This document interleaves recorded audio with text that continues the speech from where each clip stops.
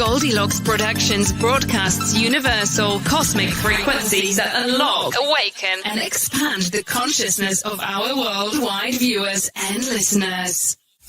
Welcome, ladies and gentlemen. Enjoy the Goldylocks Productions presentation of the In the Psychic Flow Show with Carolan Carey. Good evening, everyone. Thank you for joining us here in the Psychic Flow. We have a wonderful evening planned for you. Thank you for joining us. If you are watching on YouTube, if you could give us a like and a share and subscribe, that would be great. If you ring the bell, you'll know when we go live the next time. If you're on Rumble watching us, you could give us a thumbs up. That would be fabulous. We would really appreciate that. If you are contributing to the show, my Venmo will be posted. You can see that, or you can super sticker on YouTube, whatever you care to do. You're not obligated. We're not doing any readings tonight. We're going to talk to our special guest in incredible depth, and you will be glued to your seat. So it's going to be great. The other thing I wanted to say briefly was my website is on here, CarolaNCarey.com. Also, my Venmo is on here, Carolan-Carey. And if you're listening to audio, we have several audio platforms that we are on. I think Google Play is one, iHeartRadio. There are several on here. Is it Spotify? Yes, Spotify. Quite a few. So if you're driving home from work, you can still listen to the show. Sometimes I put a show on and do dishes or whatever, and I'm still listening to a newscaps or YouTube or whatever. So without further nonsense for me, I'm going to bring on my very special guest, Mr. Karl Petry, who is an author, a magnificent psychic, an independent filmmaker. And we are so delighted to have you with us, Karl. Welcome. Oh, thank you. Love this show. Oh, aren't you nice? Karl is always very generous. I find you very generous in your commentary and what you say, what you share with your audience. Very humble guy with incredible and kind of, I want to say unique, but the word I want to say is probably outstanding and kind of crazy. I hope you're not insulted by that, but no. I feel like I don't know anybody else who has the abilities that you have. It's crazy. You're a psychic, clairvoyant. You do psychometry. You write wonderful books and stories about your work, how you started, what happened. You've been like this since childhood. Independent filmmaker, Requiem for a Vampire. I mean, the list goes on and on of your accomplishments. It's crazy, Karl.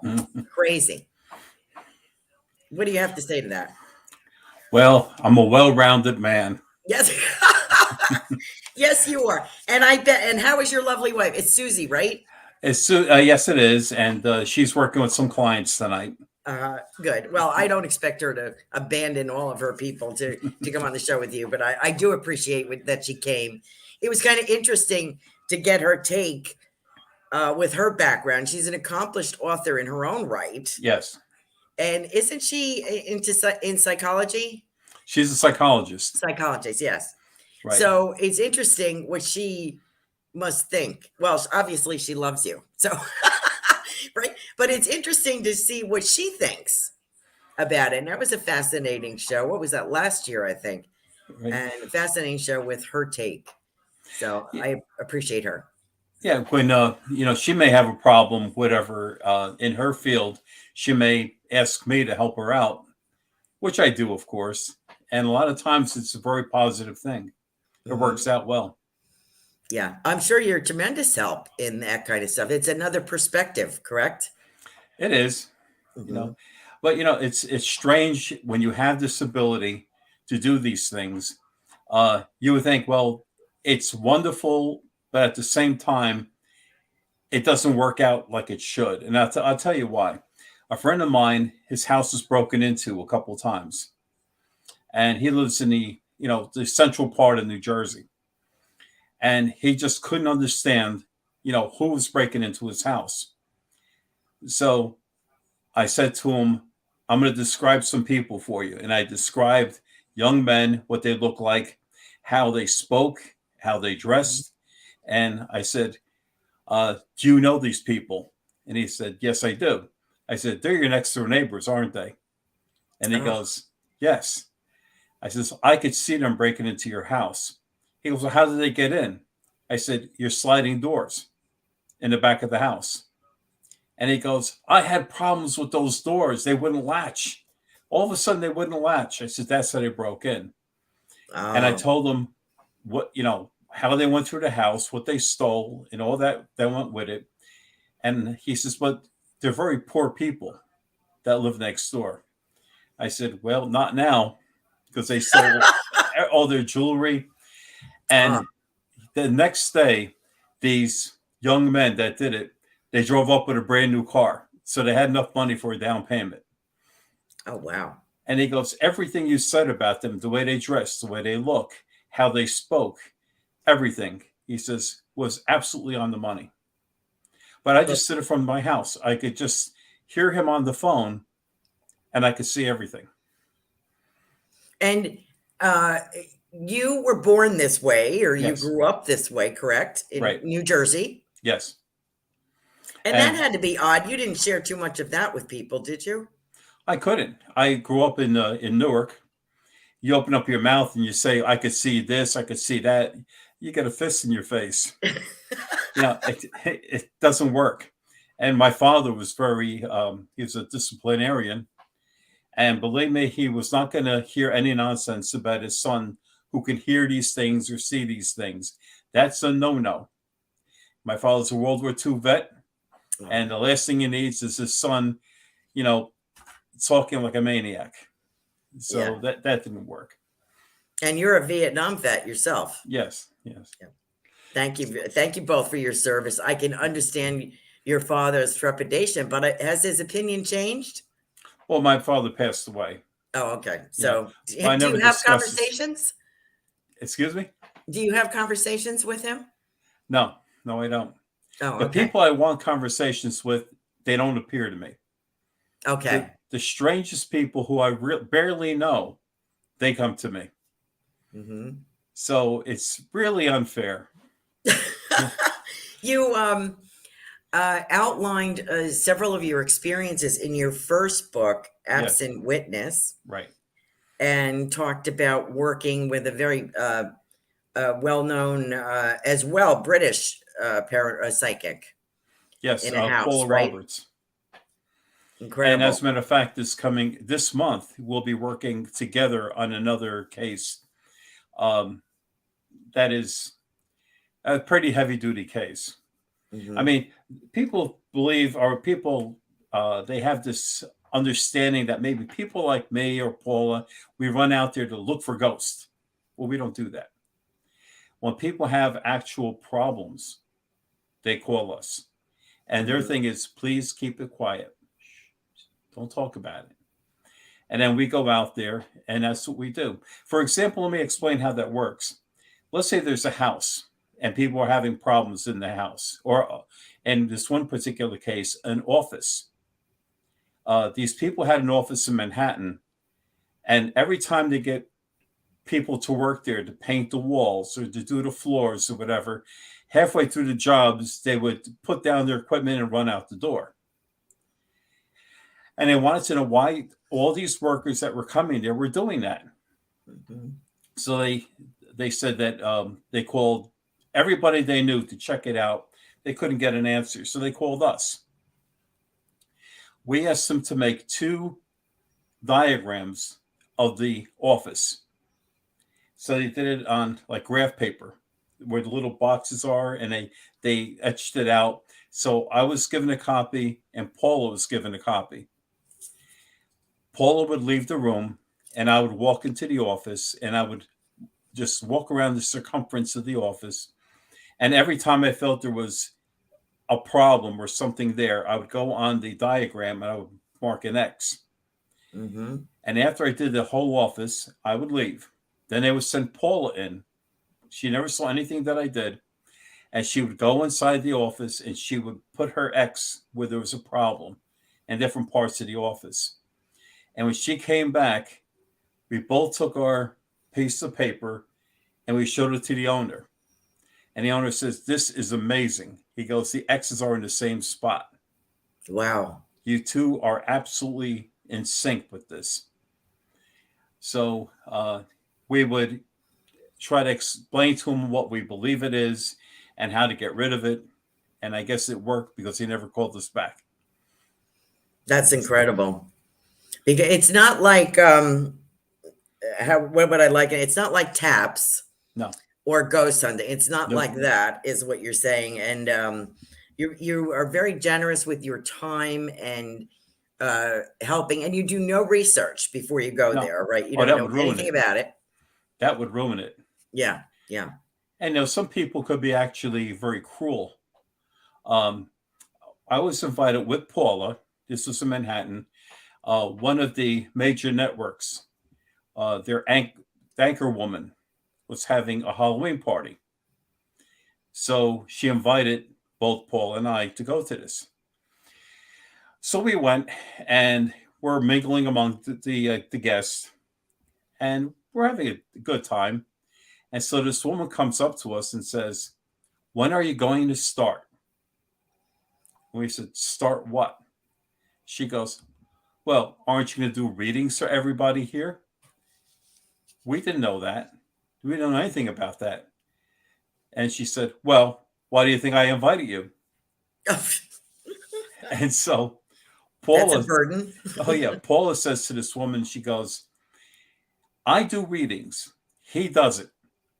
You better hope to God he doesn't give readings, because he says it like it is. He has no filter. He'll tell you exactly what's what, and you don't want that." And so the woman was very, very angry. It's like what I wrote in the book.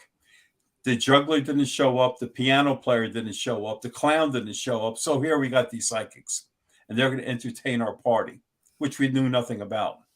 Yeah.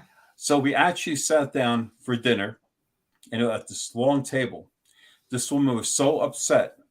As we started to eat, she said, "That's it." She says, "It's all over. Everybody, you're going to have to leave." Because we had no idea about doing readings. So everybody's like moaning and groaning, and they put their forks down and they start filing out the door. As they are, this very attractive, tall, blonde woman ran up to me, and she grabbed me, and she said, "I got to ask you a question." I said, "What's that?" She goes, "My brother is missing." And she says, "We don't know where he's at." So I looked at this woman, and remember, she is blonde, fair skin. And now the woman who invited us to the party, she's in the kitchen listening to what's going on. And I said to her, "Is your brother black?" She said, "As a matter of fact, he is." I says, "Okay." Then I started naming towns in North Carolina. I said, "Do they mean anything to you?" She goes, "Well, that town is where he's from." Then I named another town. She goes, "That's the town where his girlfriend lives." And I said, "Now there's a very heavy-set black woman on the porch with a bunch of kids running around her." And I described the house and the woman. She goes, "That's his grandmother." And I said, "Contact his grandmother. She'll tell you where he's at." She goes, "Well, where is he?" I said, "He's in jail." I said, "He's all right, but he's in jail, and he's so embarrassed that he doesn't want anybody to know that he's there." Oh, thank God he was all right. Oh, he was all right. So the woman that took us, that told us to come to this party, she comes out, and I look at her and I said, "I'm sorry, we're leaving. We're leaving right now." So she got a show that she didn't expect. And we walked out the door. And I said to the woman, "If you need any more information," I gave her my card, "call me." She never did. The man was in jail in North Carolina. Just as I told her, just looking at her, I knew it. That's amazing. See, I don't think I, as much as I enjoy your company, and I met your lovely wife on our show, I don't know if I want to be at a party with you, Carl. I don't know if I want you looking at me. You know what I mean? And seeing all this going on. But I'm just kidding. It's a burden and a gift, Right. which I assume. Right. How rude to invite. Did she think you were going to get paid? Is there compensation? Were you just if you're going to, what do you feel, like a circus monkey or something? I mean, that's That's not very fair, right? No, it's not. And people think that you could turn it on, like a switch. Yeah. And there are people out there who, on command, they'll tell you anything you want to hear. Mm-hmm. Paul and I were doing this reading, or I should say, it was an event type of thing for the British Broadcasting Company, the BBC. Mm-hmm. And as we were doing this, well, I'll tell you the story behind it. A woman invited us over to go through the BBC, told us to go to this apartment house in Manhattan and go inside this apartment house and tell us what's going on there. So they had cameras. They had 2 cameras, one on me and one on Paula. So they separated us. And Paula went first, and she went through the apartment. And I didn't know anything what she said. They wanted to keep it quiet. This was a test by the BBC to see how good we were. And then they told me, go around this apartment, which I did. And then after it was all through, they said to me, tell us about this apartment. And I said, it's not good. I said, there was this room, which was like a living room. I said, there was a desk, and I showed where the desk was. And I said, there are file cabinets all around the perimeter of the room, huge file cabinets. And they said, yeah. I said, it is totally filled with kiddie porn. Oh, no. I said, it's tons of it. There's probably tons of it in here. And I said, and the man sat in this desk. Well, the thing is, the man got married to this woman, and he said he has a business that he wants to run out of her apartment. He never told her what the business was. All she knows was that he pulled in all these cabinets all around the perimeter of her living room. Oh, no. And so after they told me what I believe what happened there, I left. Now the camera's following me around. Then Paula came in, and they said, Paula, what can you tell us about this? And she's very prim and proper, very British. And she said, well, she goes, something really bad's in here. The person that ran a business in here is a very, very bad person. And she went into details, and she wouldn't want to say exactly what he did. And they said, well, Carl told us what he thought the man did. What do you do? And she says, compromising photos of little children, like that. So they knew. She knew right away. Wow. So shortly after, a woman came in, the man's wife. And she came in, and the BBC said, this is what they said. And Carl said his desk was right here, right in the room. She goes, that's exactly where his desk was at. And he said that there was file cabinets all around the perimeter of the wall. She says, that's true too. Also in the basement, there was more stuff down there. Oh, man. And she goes, one day I just came in and I opened up the cabinets to see what was in it. And when I found out, she goes, our marriage ended. I called the police.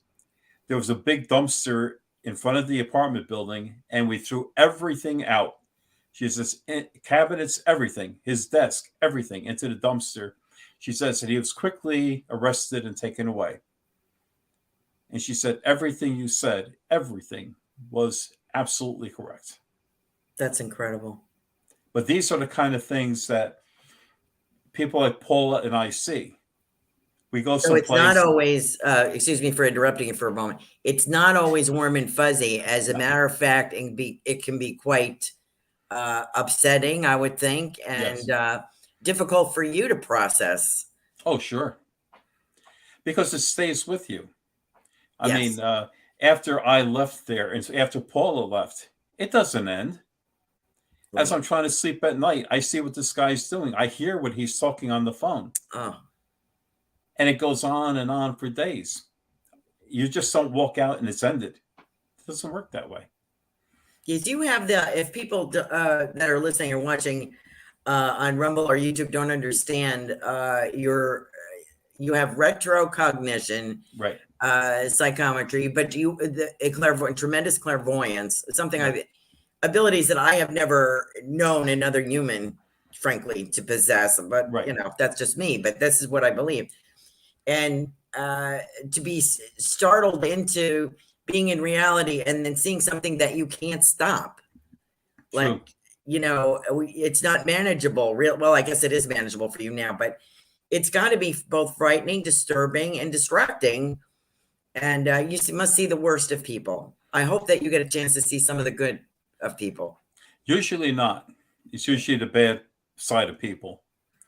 Mm-hmm. And I recall the government had an interest in what I was doing because I was working with Ingo Swan, the remote viewing person.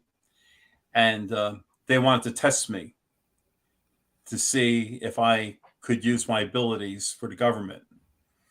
And I was tested. And they have a special way of remote viewing with longitude and latitudes. Right. But the minute the man said, all right, I want you to tell me what's at these coordinates. When the words came out of his mouth, I saw it. And so he started naming all these numbers and latitude and all that. It didn't make a difference. And he's telling me, all right, what do you see? And I says, okay, I'll tell you what I see. I went into great detail about, it was an island. And I talked about the buildings, the roadways, the color of the houses, everything about it. And so Ingo, who was standing next to me, put a big smile on his face because I guess they discussed what place they're going to talk about. And the man said, you got it. That is exactly what I want you to see. And then he said, did you get it because of the longitude and latitude that I gave you? My answer was no, because I have a problem with numbers. Numbers to me it's like going blah, blah, blah, blah, blah, blah, blah. Numbers mean nothing to me. Thank you for saying that. And so he was very disappointed. And he goes, we can't use you. Ingo said, we have a way of doing it and you're not doing it. I said, but did I get it right? He goes, yes. Was there anything I said that was wrong? He goes, no. I said, but you can't use me. He goes, yes, we can't use you. But it didn't really bother me because I could still remote view when I have to. Mm-hmm. And that freaks people out too. Yeah. You don't want to remote people, let them know that you're doing that. Here's an interesting question. How do you meet somebody for the first time and try to make social conversation without spilling the beans that you can see, 4 generations back in their family? What do you do? Anyone I meet, I could tell you about their past. Everything about them. Except there was one person that I could not read and it freaked me out. And that was John Zaffis. You know John Zaffis, who has the museum in Connecticut of haunted items? Okay. Right, he had a TV show about haunted objects and things. I went with Rosemary Ellen Guiley. She's an author of paranormal things. Mm-hmm. And she wanted to go to his place with me. And I could walk through his museum and I could tell him what objects had problems. So we went there and I did very well. I freaked him out with everything I knew about the items. And then I realized I could not read John Zaffis. And it scared the hell out of me. And I pulled Rosemary to the side. I said, I am being freaked out because I can't read him. Mm-hmm. I cannot read him. And she says, well, what do you mean? I says, I can't see. I just see him as you do. And I says, how do you people live like that? You just meet people and that's it. I said, I don't know how you do it because I could see everything about these people.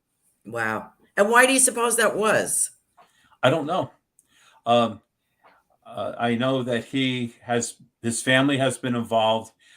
His aunt is Lorraine and Ed, the ghost hunter people. Oh, okay. That's his relatives. Oh, I see. The Warrens, and he grew up with that. And for some reason, I couldn't read him. I have no answer why, because I never met anybody I couldn't read. Do you think maybe that was some kind of protection for you? Maybe you weren't supposed to read them? To this day, I really don't know, because I never met anybody I couldn't read. Were you touching the objects in this building, or were you just reading them by looking at them? Occasionally, I would touch them, but for the most part, I didn't have to. There was two things that were in the museum that gave me a problem, that were very scary for me. There was a photograph of 4 women just standing together. And I said, oh, this is bad. And I said, these women are bad. And there was a rock. I said, this rock is very, very bad. And at the whole museum, it was the picture in the rock. There were dolls, there were clowns, there were wedding dresses. And yeah, they had their problems, but not like these women and not like the rock. So Rosemary is looking at me like, why is this picture of 4 women freaking you out? And I said, these women are evil. They're sadistic. They like to torture people and small animals. They like to torture animals. And John Zaffis said to me, he goes, my mother knew these women, and it's exactly what you said. They are so evil. Wow. And I says, it comes through on the photo. Yes, that's another thing that you're reading, and what would you call that? Because you're not touching it, right? So it's not psychometry. No. Just clairvoyance? Yes. Clairvoyance. Okay. And I could hear their voices. I know what they sound like. I know everything. So that's quite a burden for a gentleman like yourself, but it seems like you manage it very well. Everybody wants to be psychic and develop your gifts. I would consider this more of an obligation that you have and a gift to humanity, but I don't know what it does for you, but you write about it very well and share it with us very generously. What turned you on to now writing Somewhere the Dead Are Singing? Well, what kind of title are we talking about here, Carl? It's a continuation of the first book.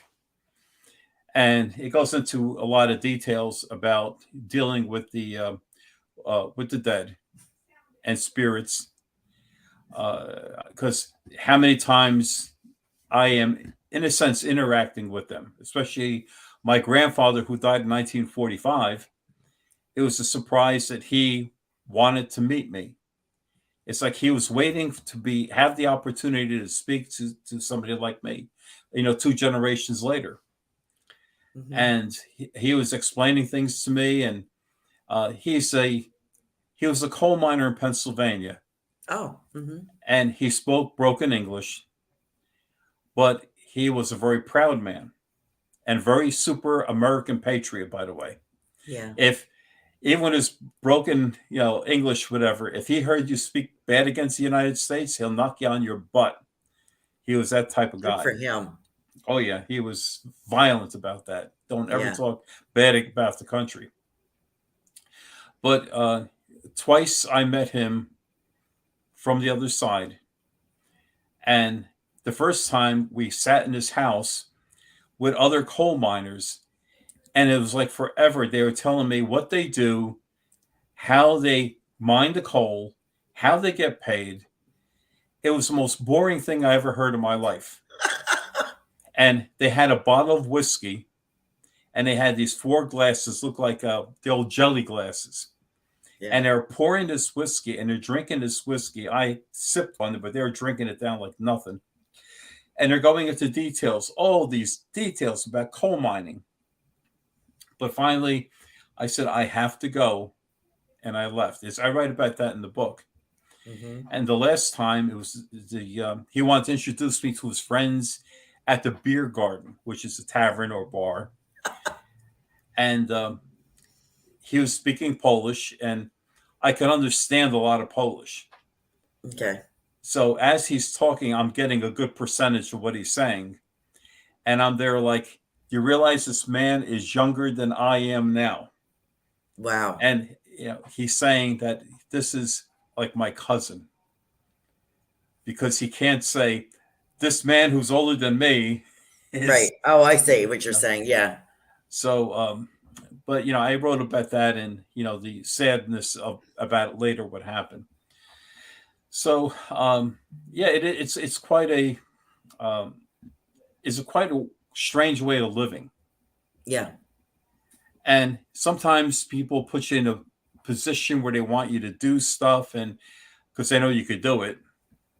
Like this one woman who was an actor that I had in a movie. She says she has a feeling that her fiance is cheating on her. And I said, I don't want to get involved with that. No, I don't want to get involved with that. She goes, please. She says, remember, I'm going to marry him. So I said, okay. So I sat there and I said, he drives a Toyota truck. She goes, yes. I said, it's a Tacoma. She goes, yes. The man's an attorney. Okay. I said, he has one of his clients in the truck and they're going to a motel. Oh, no. And I said, I'm not familiar with your area where you live, but I described the hotel. The motel. And she goes, I know exactly where that's at. Oh, boy.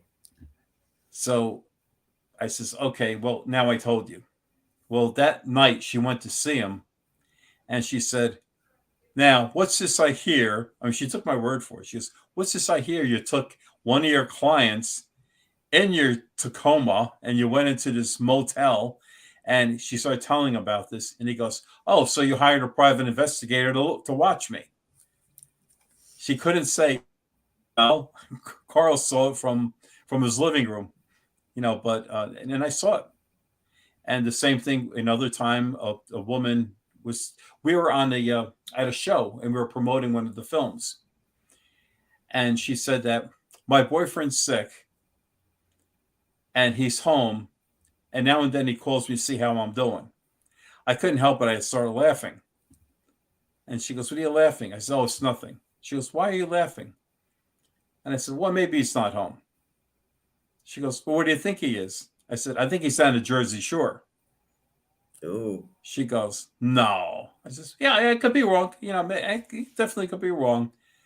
So she calls him up and she says, where down the shore are you? And he goes, Seaside Heights. I knew it. But see, rather than say, thank you, Carl, for telling me this, it's sort of like, now I got to watch out for Carl because he can see this stuff. Right. So, right. It's your cover's blown there, Carl. Right. They know. Right. So they're very leery. They're kind of upset about things. It's a lose-lose situation. Yeah. Definitely a lose. Is that one of the reasons that you don't do personal readings? You assist when you are asked to. Right. I will not do readings. Mm-hmm. Because another thing is people, the minute you say something, they think you spent all night looking on the internet to get all this information. As if you could find this on the internet. You can't. It's not there. And so you do it. Let's say if you start to do a reading and you hit the nail on the head, they're very angry.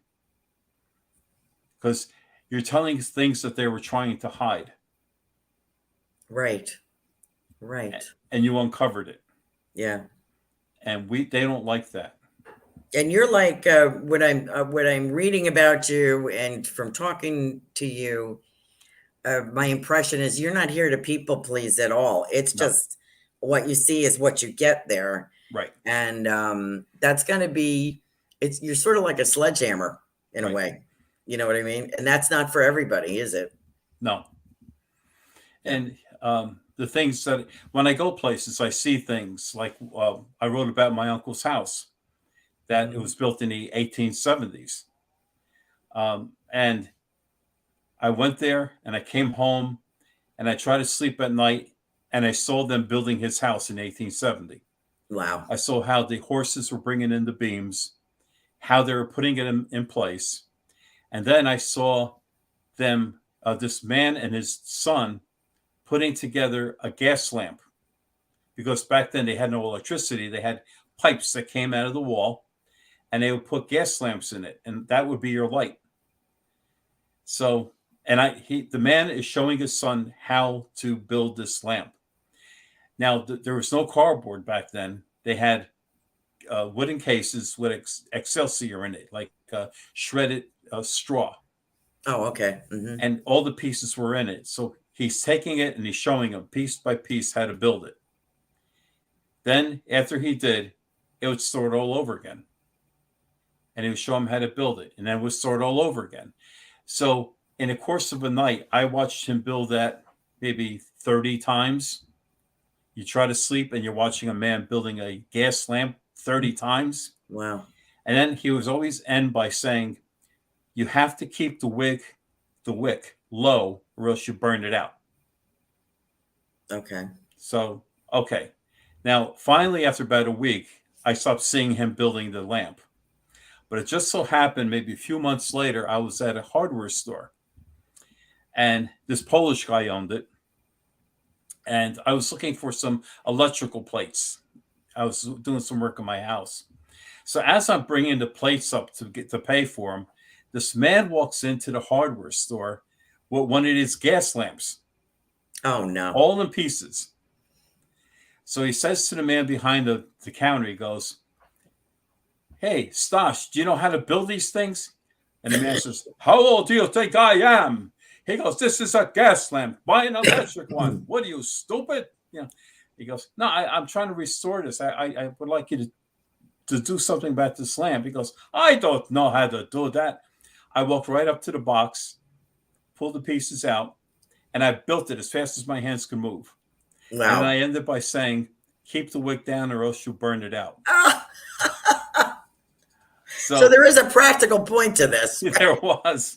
And so the guy behind the counter says, hey, it looks like you built this your whole life. I says, in a way I did. Yeah, that's amazing. And they all stared at me walking out the door. Oh, I'll bet. They had no idea how I knew how to do that. That's amazing. But that's just a typical thing.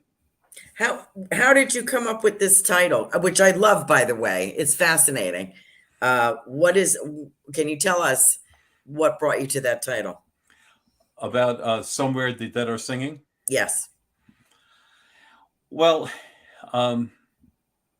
as you read the book, you'll see that I get into different situations, with the dead. And it's sort of like they're not really dead. They're probably in another dimension. Yeah. And they're probably living a life that they always liked here on Earth, whatever. And so they're enjoying themselves. Mm-hmm. And they're not sitting on a cloud playing harps. They're not doing that. They're going into their world that made them happy. And they all get together, whatever, and they're probably around singing. And like I said, is at the end of the book, somewhere the ghosts are singing, and sometimes I could hear them. That's beautiful. I think that's beautiful. I love the title. I think it's great. It's a great, the second book is more about more unique stories, or a little bit unusual, would you say, or Right. more in depth? Yes. And and about the social club ghosts. I had written about that. Right. And what was the other thing about, I forget what the other thing that drew my attention, but was there something about activity, haunted activity? Oh, a burial. That's what it was, that you saw a burial? Oh, that was my time slip. Oh, that's time slip. Oh, okay. Did you want to talk about that new book you're working on? Well, sure. Okay. I had a time slip, which was terrifying for me. Absolutely. I mean, I could handle ghosts. I could handle most anything. But a time slip scared me unbelievably. I didn't want to talk about it. I was drawn into the cemetery. And after hearing the song Over There, the World War I song. Yes. And it was blasting through my head. And I was waiting for somebody. I was meeting somebody on the side street. and they got me to walk into the cemetery. And when I did, I looked in all the tombstones that were in a distance, that were in present, were gone. They were trees. And I looked in the front where they have an iron gate now. It was wooden. And then I looked straight ahead and I saw them. There was a burial going on. This is what's scary about it. I started to walk towards the burial. The people that were there, the minister stopped speaking. The people turned around and watched me. And they all stared at me as I was walking behind them. Oh, my goodness. So it wasn't like I was invisible. I was there. Isn't They that were looking something? at me. You're like a voyeur in their life. I'm wondering what they're thinking. Well, especially the way I'm dressed. Yeah, yeah. And I'm looking at them, how they look. Yeah. I'm looking at the clothes. And let me tell you something. Back then, the way people dress is not like Hollywood. The clothes the women were wearing, they were, it looked like the clothes were made out of a very thin fabric, and the colors were washed out like watercolors, nothing vibrant at all. Hollywood makes everything vibrant. Right. Back then, it wasn't. The women's dresses had mud that extended from their feet all the way, maybe at least a foot above. Wow. So they were walking through mud and it was splashing on their clothes. The men's shoes were very crude. And once again, they had mud all over it, all over their pants. And the shirts and everything were wrinkled. Everything was wrinkled. And I'm looking at this in my mind, trying to get all the details of what I was looking at. And the minister had a hat on. To this day, I can't find a copy of that hat. I've been looking at different encyclopedias or whatever, trying to see what ministers wore back then.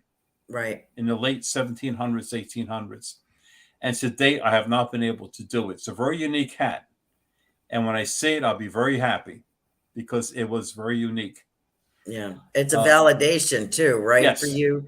Yes, it is. Yeah. And I was listening to what the minister was saying, and they said that the man that died was a soldier of the revolution.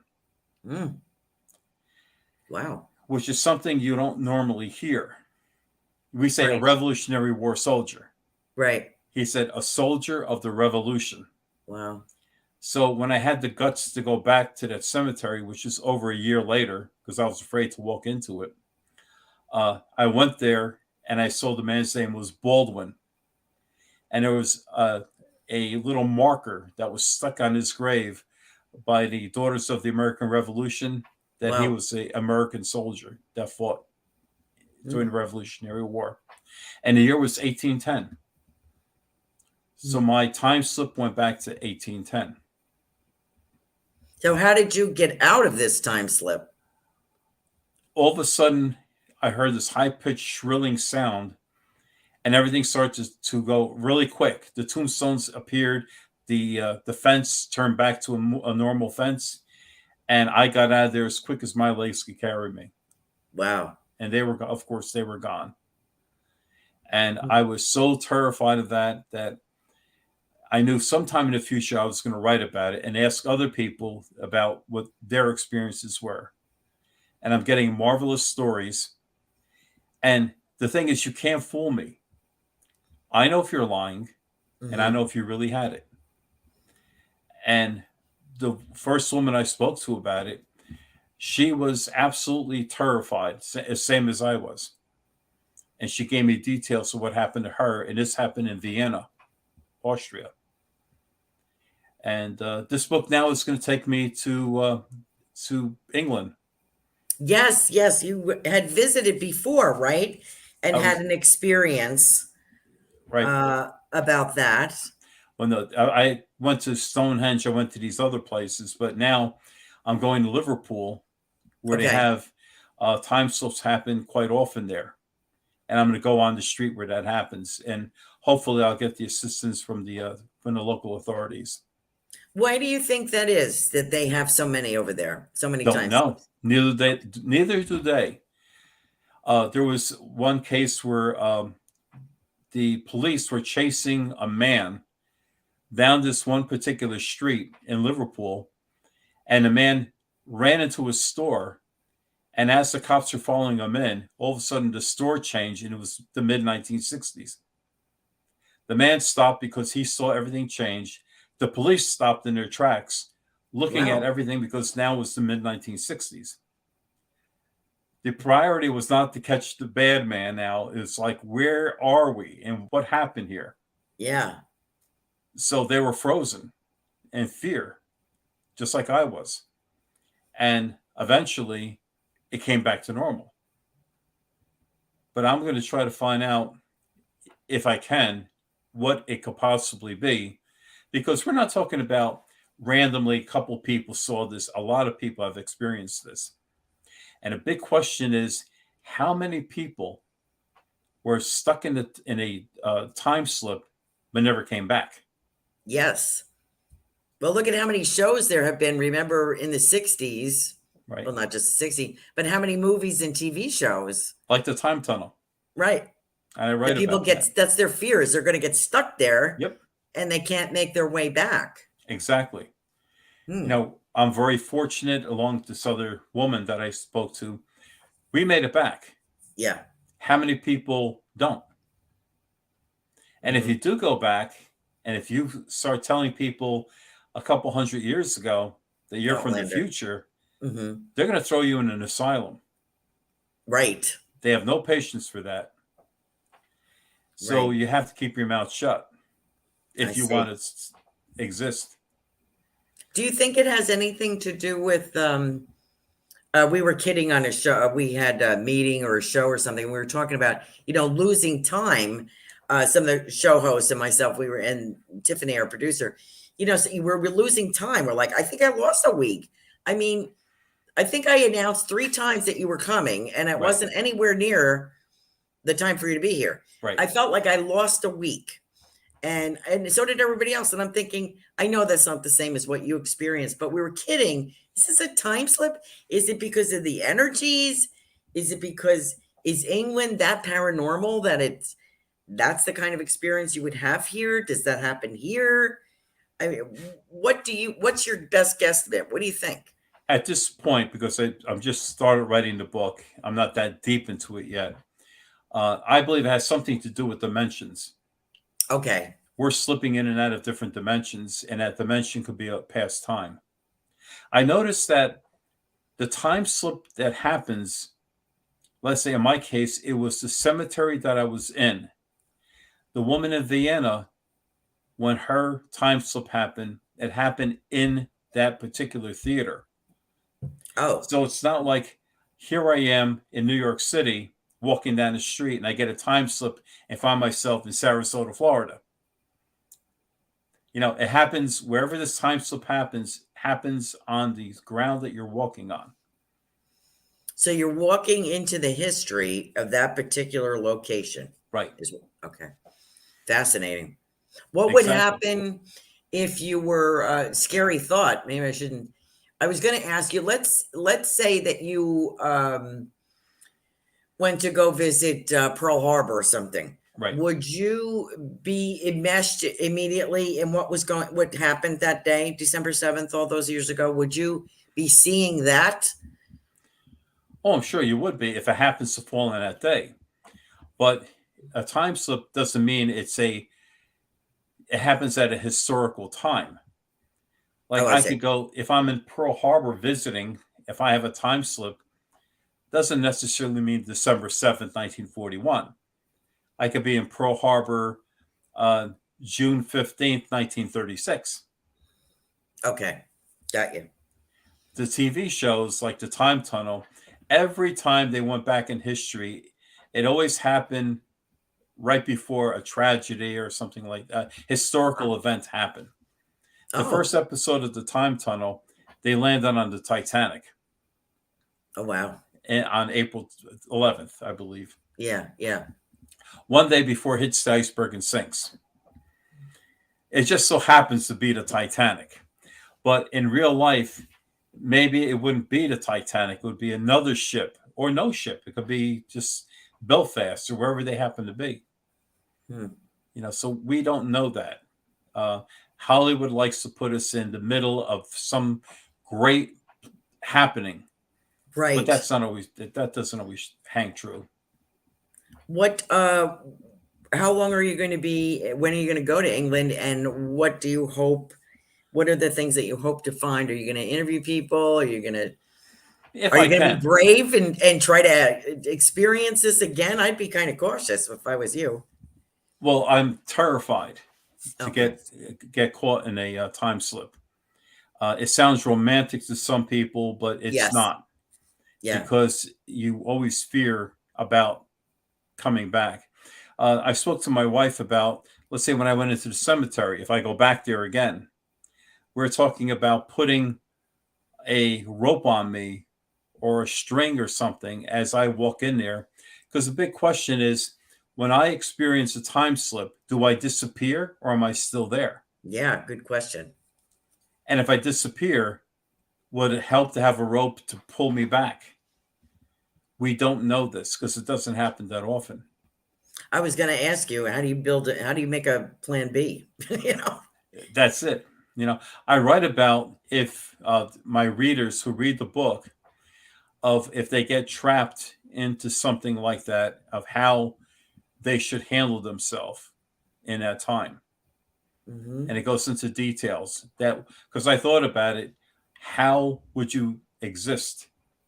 Let's say if you were back a couple 100 years or even 100 years, or let's say 200 years.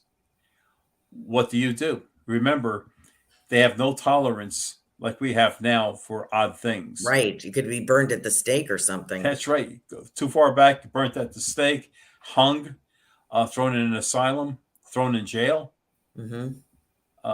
There's nothing good happens in a case like that. But I explained what you have to do because I really thought this out. That again is the book that you're writing now, currently. When you don't have a title that you want to share with us yet, right? I just have a working title. Okay. Just a time. And someone is asking on here, Robin, one of our show hosts, is asking, what would you do if you slipped into the future, Karl? I don't know if that's possible. Okay. I really don't. Everybody that I have encountered, it's always the past. Interesting. And here's what's really scary. The one group of people, two men that I spoke to, their time slip happening in the woods. Now, if you're walking through the woods like it is now, how do you know what year you're in? Right. If there's no buildings or anything else, how do you know if you're not walking back 300 years? Right. In their case, it happened to be about 65 years.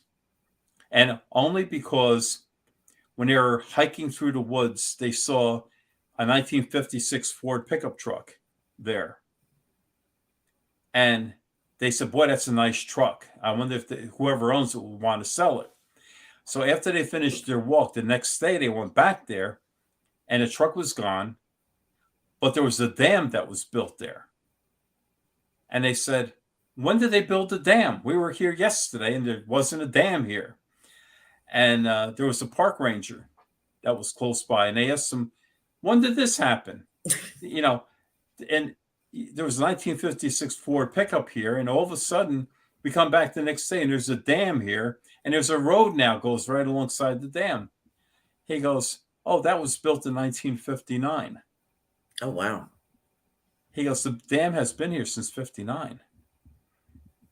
And he says, he said, what color was the truck? And they said, it was like a yellowish green. He goes, that was the color of the construction company that built it. That's the truck that they had here, or the trucks. Wow. So they had a time slip, but they never knew it because it was the woods. That's crazy. I'd be a little cautious. Your first book, Absent Witness, excellent. Where you really are, I know that you were renowned in your circle, but I think it brought more of you out into the public. Would you say that Absent Witness kind of introduced you to the public more so? Somewhere the Dead Are Singing is now we're getting into a little bit more of the peculiar, I would say, and some advice Right. For fledgling people who might experience this. And the new book, working title, I'm just going to say Time Slips, Right. also is going to have experiences and advice that only you can share. Right. We really appreciate that. So check these books out. Where would you can get them on Amazon, and Yes. also there's a press someplace in there, press on your website? Well, if you just go to Google, you'll see all the Google, places okay. that are selling it. Okay. And I also, for those who vampire freaks out there, there's a classic cult movie, I think that we called it, was the Requiem for a Vampire, among many other independent films that you've done. But I understand that should be a cult classic. Would you agree to that? Well, I thought it was a very good movie. Yeah. The reviews I read of it, not a vampire person myself, they kind of freaked me out. In modern day New Jersey, right? That's where this takes place with Yes. the family in modern. Yeah. And that sounds pretty interesting. And what are there any other films that would you film some of this while you're in England? Well, I will be taking, videos and stills for the book. And see, you got to remember that the times have changed where I used to make a lot of films, but I don't anymore because there's no way I could sell it. Oh, I see. People today don't buy DVDs. Okay. So you can't go to a show and sell DVDs if nobody buys them. So how do you make your money back? Right. You can't. So every film that you do is a loser. I see. You don't make it back. And all right, so you're happy that you made the film. It may be an excellent film, but it'll never be seen by anybody because if you can't sell it, they're not going to watch it. Would you be more, you've done documentary, would you consider it more documentary kind of work? Documenting what you're experiencing? Well, I've worked on documentaries before, and they're okay, but once again, you're limited to where you can actually show it. Yeah, where you can put it. And the thing is, you could show it, but it doesn't mean that they're going to buy it. And the problem is that you work very hard on the film, and you lay out the money to produce it. And then after it's all done, you realize you're in a hole for a lot of money. You can never get it back. True. And it's not only me, it's everyone else that I knew over the years that were making films just don't make them anymore. Yeah. Even artists that were producing albums, they don't anymore. Because they said the minute you come out with an album, it goes viral. They put it on, they stream it. Right. And people are, they're listening to your music and they're not paying for it. So how do I get my money back on that? Right. I don't. Right. Right. That's very interesting. Yeah, that's a good point. Good point. Would you, we have a couple of minutes. Is there something that you want to share about that's coming up? Or I know you do a lot of podcasts, a lot of radio. Thank you for spending time with us tonight because you are fascinating. Is there anything else that a message that you have for the rest of us who are bumbling around in this field? Well, the personal appearances I used to do they're sort of like gone because of COVID. There are very few or no happenings where I could go out and speak. I occasionally will do small groups. The Freemasons have been good. I've been able to go to their places and speak there. But they're not large venues. They're not. Right, right. I think that's happening to everybody. Right. Yeah. So until things get back to normal, I'll sort of like be doing more podcasts and these things. Well, and that's good too. And you're an intriguing guest, and we're so delighted to have you, Karl. Thank you. It's wonderful. There's so much information on Karl. If you want to check out Adult World. Amazon carries your books. You're working on your third book. There's just so much out there about you. You're really respected, in this field. You've worked with some great names. Right. And you yourself are renowned, I would believe, and the most unusual person I've ever met, and a lovely gentleman. Thank you so much for spending time with us. Oh, thank you very much. You've been very kind. No, well, you're very kind, and your wife is lovely. Please tell her we said hello. Thank you, Carl. I hope you come back. I sure will. Thank you for coming on to In the Psychic Flow. Okay. Bye-bye now. Bye-bye. Bye, everyone. Share your appreciation to our show hosts by submitting a testimonial for your favorite Goldylocks Productions show.